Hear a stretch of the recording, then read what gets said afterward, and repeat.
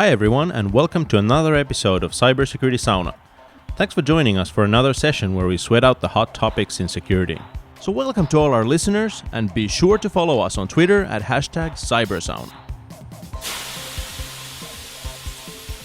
At the year's end, it's common to make predictions for what the coming year holds. But 2020 has been a year no one predicted. COVID-19 has made remote work the norm and shook up the attack landscape, with attackers jumping on new opportunities for social engineering. And through it all, breaches and ransomware attacks continued to plague organizations. Today we're looking back at some of the trends that defined the cyber world in 2020 with F-Secure's Tom van de Wiele and Nick Jones. Welcome, guys. Thanks for having us. Good to be here. So let's start right off with the bombshell report of the SolarWinds supply chain attack, which will continue to be a major cyber story in 2021 and beyond. Now that the story's been out for a couple of weeks, what are your thoughts, Nick?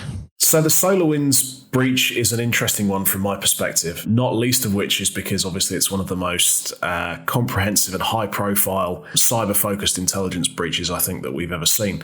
But the really interesting thing for me was actually what got the attackers caught, in that instead of it being some crazy high-end super-duper machine learning detection technology, the information we have now shows that FireEye actually caught it as a result of a user having a new two-factor authentication device added to their account, which triggered an alert that the FireEye Security Operations Center reviewed and looked into and realized it looked a bit fishy and did some more digging. And as a result of what is essentially sort of security hygiene checks, a new two-factor authentication device being registered and someone looking into that, we unraveled an enormous nation-state attack, targeting multiple US government agencies. And what that really hammers home for me is that getting your security hygiene right, getting the basics done properly, is actually an effective defense even against those really high-end threat actors that everyone likes to talk about. It's very interesting because that's what security researchers such as yourself have been saying for years. And now we have something to show to back our words up. Yeah, absolutely, which to me is great. It's vindicated, as you say, what we've been saying for ages. I just hope that we can take that knowledge and look at some of the other lessons learned as part of this, especially when it comes to supply chain security, and see what we can do to improve the situation. I mean, supply chain security as a whole is an incredibly complex and challenging area to get our heads around. In many respects, I think what happened to SolarWinds and the way they were breached and the way that was leveraged to get into other organizations would be very, very difficult for most organizations to spot. They're deploying a validated and cryptographically signed security update from a provider, a vendor that they work with. There's very little you can do as an organization to spot that it's been tampered with once it enters your network, because that's happened before it reaches you. And the current ways of doing supply chain security, where we do audits and paper-based trails and try and legally enforce things, are never going to catch that. And so I think we're going to see a rise in people trying to do better technical due diligence on their supply chain and on the vendors they work with, than we've seen historically as well. How do you mean that? So in the sense that instead of, right now often we'll see third-party supply chain vendor audits look like someone going in with some paperwork and some due diligence and saying, okay, do you run antivirus on all your systems? Do you have regular penetration tests? And the vendor will say, yes, we do all of these things, and boxes get ticked and things are written into contracts to say, you shall carry on doing all of these things. And that's about as far as it goes. Whereas actually for higher risk vendors, especially something like SolarWinds, where actually what we're seeing is a product that's designed to deploy and configure large parts of a network, very high privileges, very large reach into an organization's internal assets. What we'll see is for targets like that, for vendors that an organization works with that level of access, I think we'll start seeing them enforcing more technical security controls around what they're bringing in. So things like, okay, you've got a penetration test, or you say you've got a penetration test done. Show us the reports for that. Let's have a look. Let's see what security controls you're building into your development processes. Let's see what your internal security management processes and systems actually look like. Essentially, show us your cards so that we can get a better feel and a better understanding. And if you don't have the processes in place for that, then that's likely to negatively impact on your ability to do work with some organizations. Or it may well be in some cases where large enterprises are buying from smaller vendors, they're actually providing support to those vendors to bring them up to scratch to ensure that they can use those products safely. Sounds like the purchasing processes of organizations need to become even more diligent than they are right now. Yeah, absolutely. I think that's definitely a key part of it. And I think what we'll see is people realizing that they can't apply the same one-size-fits-all vendor procurement process, that we'll start seeing differentiation depending on what's being purchased and procured for what purposes, that there'll be sort of a high risk bucket where a high level of technical due diligence is insisted on above and beyond the usual legal and audit based due diligence, whereas for lesser risk products that maybe don't have as much reach into an organization or are only used by a small part of it, perhaps that level of due diligence won't be necessary. And that triage system of, enforcing high due diligence on critical assets or critical vendors, and less so on others, will mean that it's much easier, I think, for organizations to manage their budgets effectively when doing that. All right, that makes sense. If you want to hear more about supply chain attacks, I think we did an episode in August 2019, episode 28, called When the Well is Poisoned, about supply chain attacks. So check that out. So let's talk breaches. What else did we see in breaches in 2020?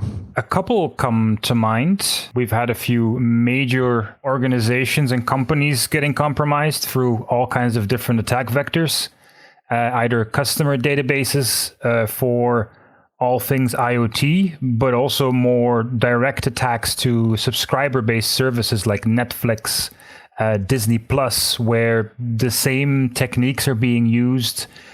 And of course, where the real root cause is that people are still very bad at remembering passwords. They reuse their passwords, which means if you use the same password or only change it a little, someone is going to find a leaked breach database somewhere, is going to try and get into your life, is going to try and guess your password, and with that, maybe sell off the access.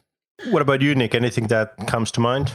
I think for me, the most interesting one really was the Twitter breach back earlier this year, where we had essentially a social engineering attack against Twitter, led to what we think might well have been a sort of 17, 18-year-old young gentleman over in the US having access to a bunch of the internal Twitter maintenance and customer support systems.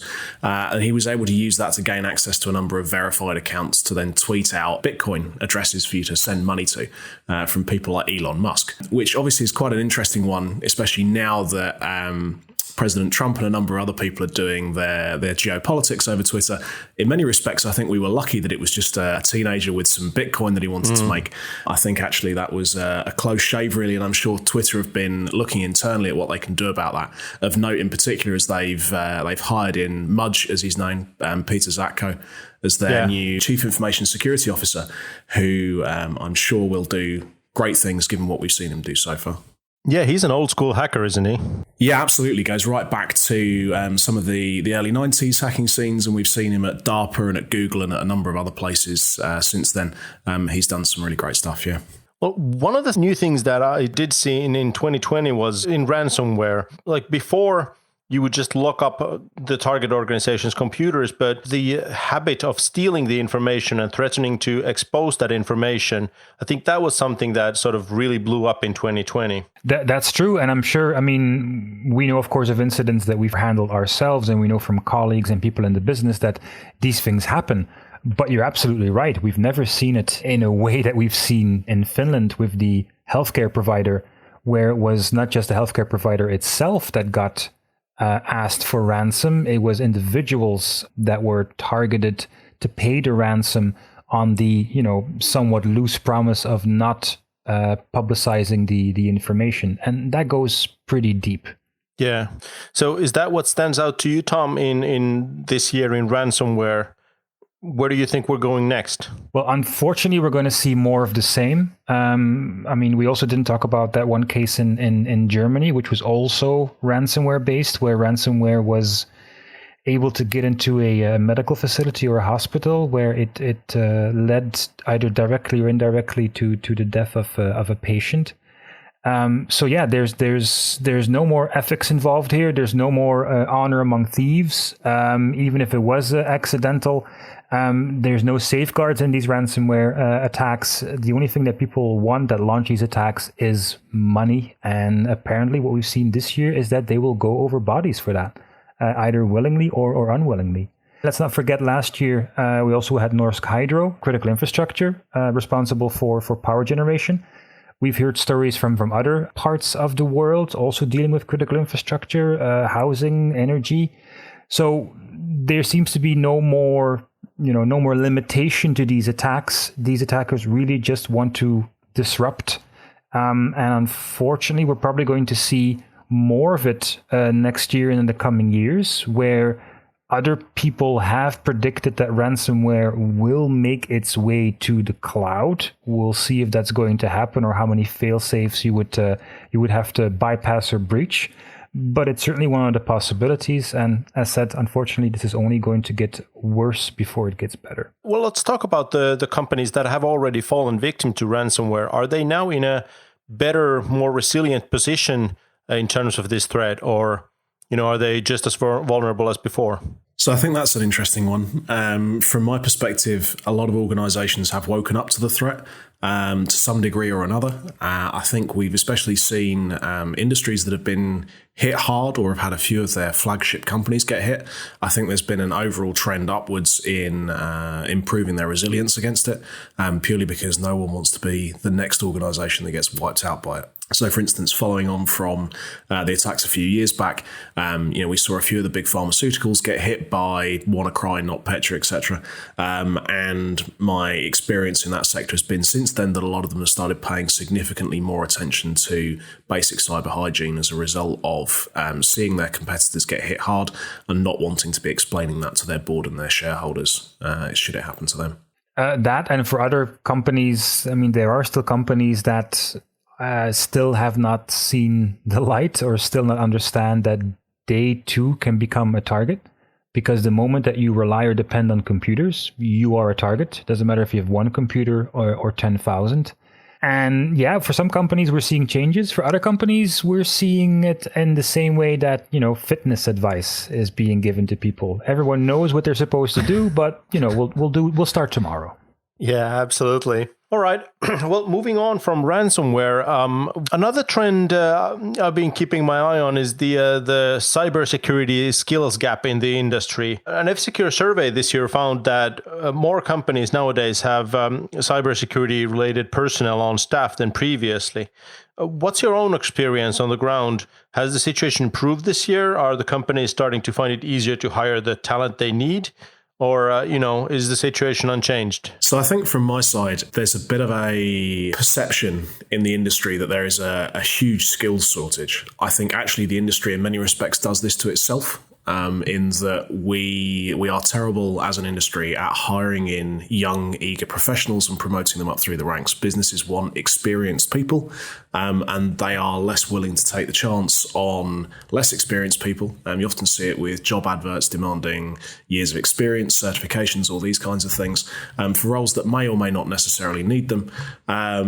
And as a result, it becomes a catch-22 for people trying to get into the industry of where do I get my start if everyone wants experience? And the end result of that is we've ended up creating our own skill shortage, I think, by not being willing to hire in juniors at the level we need to in order to maintain our growth as an industry and keep generating more people. Now, there are a few obvious solutions to that, one of which is get better at bringing in more junior people. But I think the overarching problem that we're seeing in terms of skills gaps and there not being enough of the right kinds of people in the right kinds of places where business needs them is something that we've continued to see through this year. I think it's something we'll continue to see for a number of years because even as we start fixing the recruitment problems at the lower end, it's going to take a few years for those to filter up into the more experienced positions that businesses are clamoring to fill. But is that change happening? Do you think companies are wising up to this and realizing that they need to sort of maybe look at the requirements for jobs and does this actually require 7 years of experience? In my experience, I think it's not improved massively. I think there's a number of organizations in the industry who are doing their best to start remediating that across the industry by offering training programs to rapidly build up some of this experience, or by training people up, getting them certified in various things as sort of a booster into the industry, things like that. But I think on the whole, we see a lot of organizations, especially sort of the medium-sized enterprise market, I think is still slow to catch on that. But perhaps, Tom, you might have different experiences. No, I have the same experience. I mean, as we talked about before in this podcast, we've talked about, the universities and general the education system. There's a little bit behind as far as what the real requirements are of the information security market out there. And we're also seeing lots of companies, if they don't know which person has the right experience or enough years of experience, or, rather, a collection of meaningful engagements or projects within that time, what companies then do is they flock back to the certification requirement. And as we know, that's not a complete solution either. I mean, it can definitely carry someone, within the business or get them introduced to the business, but all the rest needs to come from experience. And as Nick mentioned, this chicken and egg problem of having to need experience for a job but not being able to get the job because of lack of experience is also the reason why lots of governmental entities, but also private companies, are setting up their own academies where they try to train people in what it is that they need to be able to fulfill a particular task. Usually those tasks are very selective in that they focus on maybe, becoming a mobile security expert, or, red teaming or reverse engineering. And then hopefully those people grow out to be, more general and generic information security professionals. But right now we're seeing that, people enter the market highly specialized and then kind of try to broaden their knowledge, whereas at least 10 to 20 years ago, people were interested in security because it was kind of an added thing to your day job of, networking, system administration, programming. So let's hope that we see lots more people flocking towards information security and that they're not, scared away by the current situation. Yeah, we often talked about how, you never know what kind of skills or backgrounds might be useful in information security, and that we'd like to see a more diverse workforce.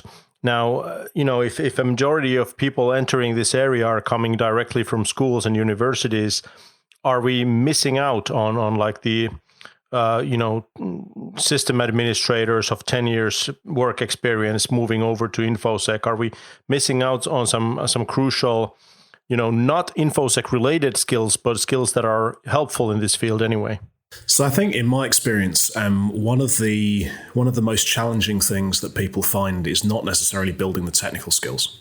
Obviously, there are a lot of technical skills to acquire depending on which part of cybersecurity you end up in. But the thing that most businesses seem to lack more are people who understand enough of the technical stuff to get by and to do their jobs, but who have a solid understanding of the business and how the pieces fit together, and how at the end of the day, cybersecurity needs to work within the business and support the business, not act as a gatekeeper that decides what can or cannot happen. The business needs to move and do whatever the business needs to do. It's on cybersecurity to make sure that that's done in as safe a manner as possible, but, in a way that balances the risks and investments needed to mitigate them. And at the end of the day, the real skill in cybersecurity is learning how to balance that and learning how to support the business, as opposed to just come in and find all the bugs or, scream about how nothing's patched.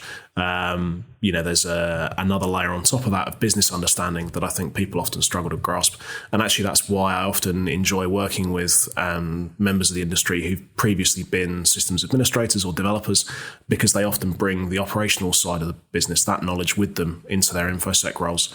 And that has an awful lot of benefits, I think. All right. Well, one of the big things affecting companies and requiring the support of information security professionals this year has been the transition to remote work. How has that gone? Like, from your point of view, are you seeing companies have a pretty good handle on things, or has it been chaos all around? Well, we've seen, some chaos at least, where companies aren't exactly used to having their entire company work remotely. And not just from a social and organizational standpoint, but also just, merely technically, people were not counting on having the entire user base coming through their remote access infrastructure, VPN, or what have you. Also, on top of that, there's usually applications that, as part of, an internal evaluation of the company, were originally off limits to be accessed over remote access methods. And now, at least in our experience, we're seeing lots of security work that is aimed at making these things available anyway over a remote access solution, and to identify what risk might be there and how to mitigate it. So it is certainly posing a range of interesting problems and challenges to companies on all fronts. And I think from my side, we've seen a few interesting things there in the cloud space. I mean, I specialize in cloud, so obviously I'm going to focus here. But we've seen the pandemic and that remote work situation rapidly accelerate a lot of people's move into the cloud.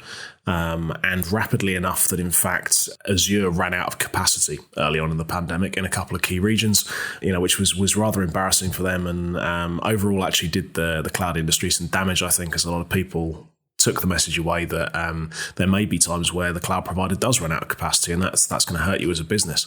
But actually, if we look at the other providers, certainly Google didn't run into any problems, neither did AWS. AWS scaled out just fine. And they've been the real winners in the IT world in the pandemic, I think. Both the public cloud providers that offer infrastructure like AWS, Azure, Google Cloud, but also the big remote work software as a service platforms like Office 365, Slack, who we've just seen bought by Salesforce for $27 billion, I think it was. We're seeing an awful lot of the remote work organizations doing very, very well, and quite a few new startups and things offering more targeted products into this space based on the experiences that the pandemic's brought to the business world. All right. So how has the COVID situation affected breach detection and response? Like, I'm thinking a lot of security teams have been so distracted by this abnormal activity, the increase in spam and the just the security work of maintaining an entirely remote workforce. That's got to have an effect on their sort of ability to detect abnormalities and threats. So I think from my side, I can only really speak to the large enterprise market there, and as that's who I work with, usually from an attack detection standpoint. And I think many of those organizations have adapted fairly well, really, all in all. A lot of the abnormalities that we're talking about aren't necessarily that abnormal from a detection perspective. You've essentially switched from people being mostly on site and on their corporate networks to coming in through the VPN onto their corporate networks in those kinds of organizations. And so the exact traffic locations and things might change, but in terms of the usage patterns, the same kind of behavioral and anomaly analytics that people were doing before in terms of who's accessing what, who's trying to do what within the network that they shouldn't be, have largely carried on applying as they did before in those kinds of organizations. I think the point where we'll see a big impact is on much smaller organizations where their security team also doubles as their IT team and everything else, where in that situation, their time that they may typically have been able to dedicate towards maintaining security previously will have been entirely absorbed by scaling out their remote access infrastructure to maintain the business in the face of the pandemic and making sure that everyone's got enough laptops so they can work from home and all of these kinds of things. So I think that's where organizations will have been really affected. It'll be at the small to medium enterprise end of things. From a attack simulation and red teaming perspective, we are getting more questions from companies that are asking what their real risk picture is like now that there's almost no one at the office. Does that increase the actual chances of break-in, physical break-in, or theft? Will it increase their chances when people, sitting in the park having their laptop with them, or sitting in the coffee bar, or people talking about very interesting things that are very sensitive to the company? People are sitting at home now. People are sitting in bars and coffee shops. So we have requests from organizations, private and public, that they're asking for advice as far as we need to be able to work, we need to handle this, but this is a new world. What should we know? All right. So while everybody's been moving to work from home and work remotely, we've seen obviously an explosion of VPN usage, but we've also seen vulnerabilities in VPN technologies.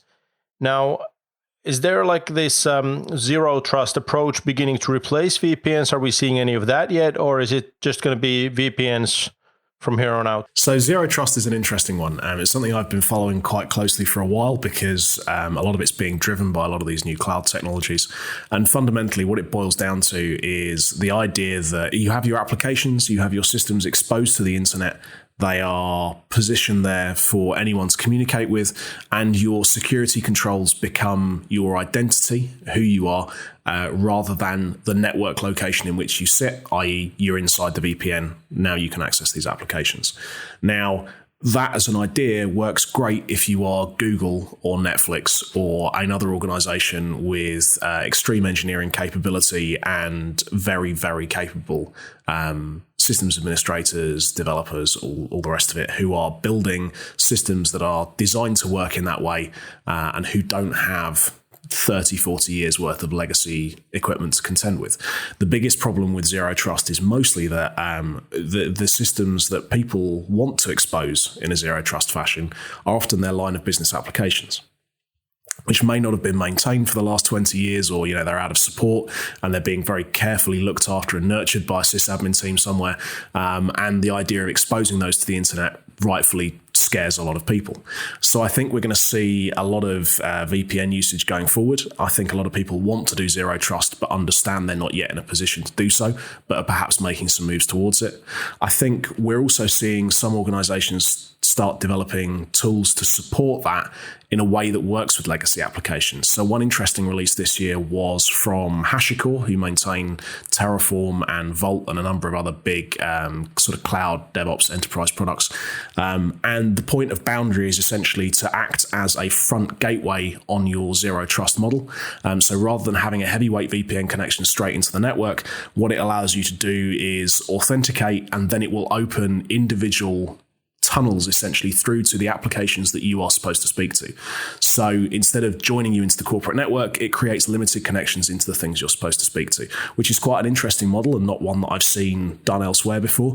But it's quite a nice adapter that allows you to put that in front of some legacy applications, not rely on exposing them completely to the internet, but still have that sort of zero trust approach where we don't need heavyweight VPNs to get to all of our corporate systems. So I'm keeping quite a close eye on that, and it'll be interesting to see when that starts getting adopted. Well, that's good news at least. So something positive out of this year. Are there any other notable sort of security success stories in 2020 that people can feel good about, other than Zoom hiring Alex Stamos? Yeah, I'm going to have to do a little bit of Googling to pull some stuff out. So that means no, basically, because we have to, nothing comes to mind. So, So the one success that really strikes me this year, I think, that the teams involved should be really proud of, is that in spite of all the fear-mongering, there's been no credible evidence to suggest that the US elections were in any way influenced by cyber attacks. And I think that really speaks well to the efforts put in by the US cybersecurity infrastructure security agency, along with their partners at the FBI and every other agency that was part of that multi-agency coalition.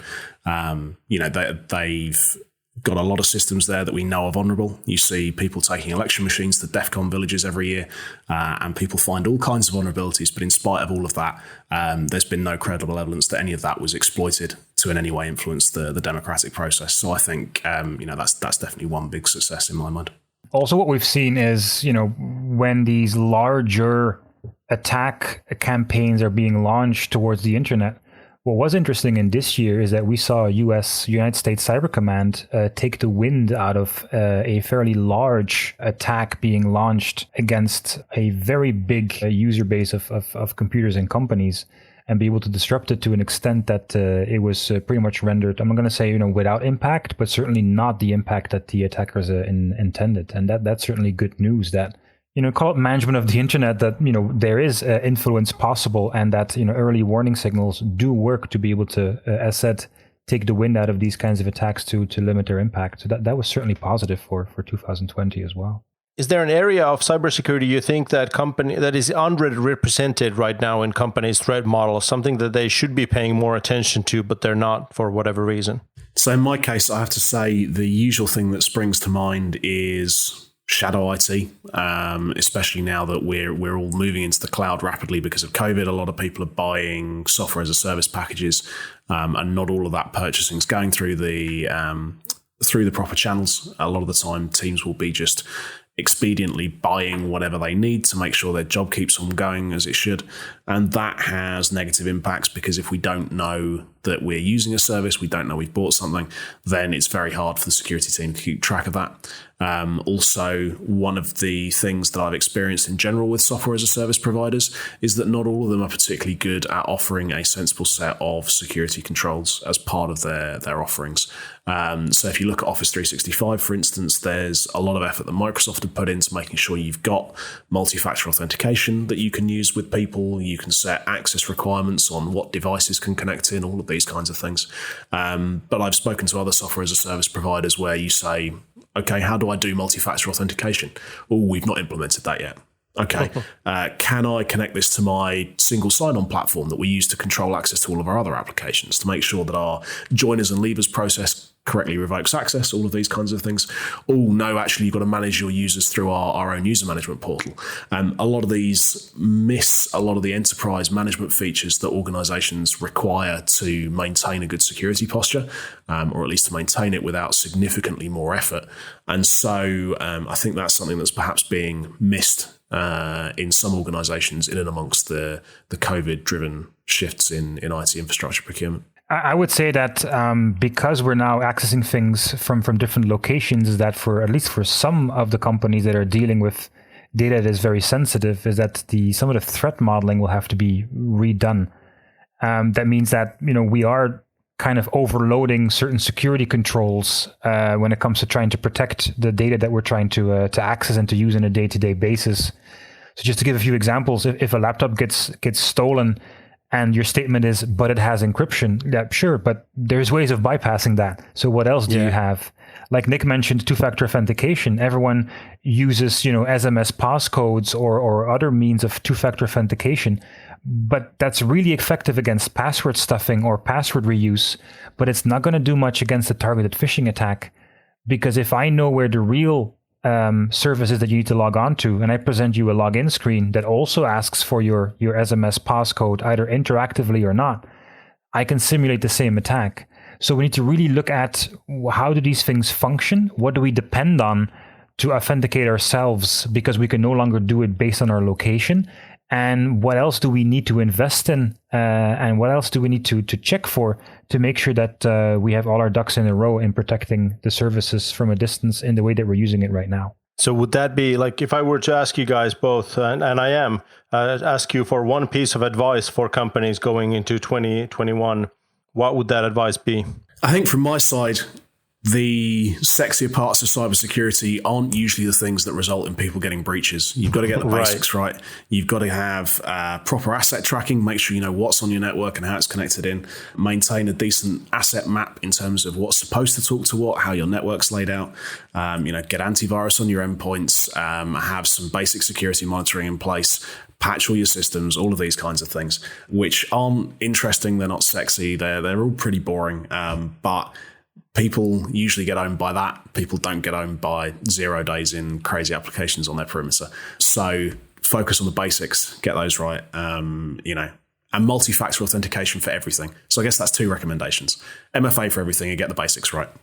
So your message is like, what you need to be doing, now go do it. Pretty much, yeah. I don't think anything that I would recommend is going to be a surprise to any business with a security function. It's just the case for most of them that the investment hasn't been there to make it happen.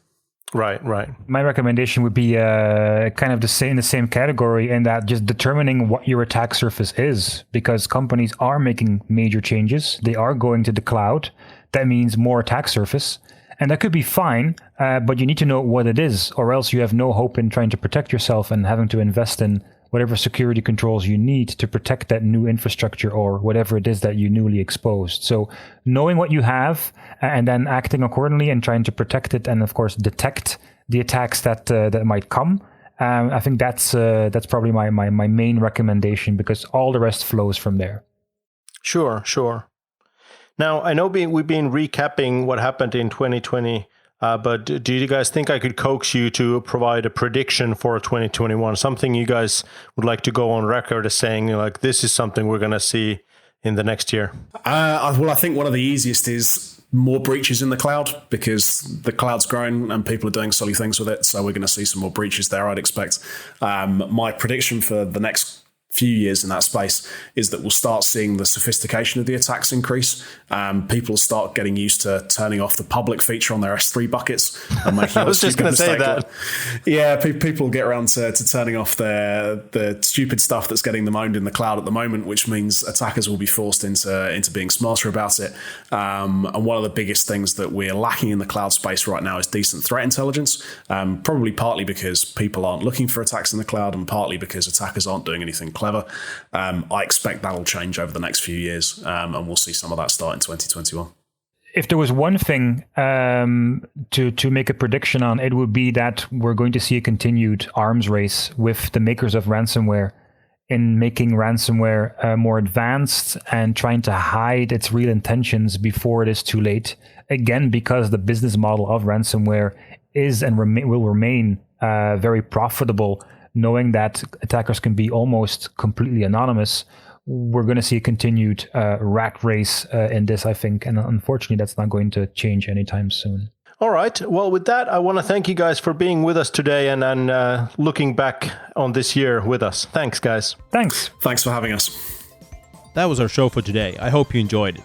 Make sure you subscribe to the podcast, and you can reach us with questions and comments on Twitter through F-Secure with the hashtag CyberSauna.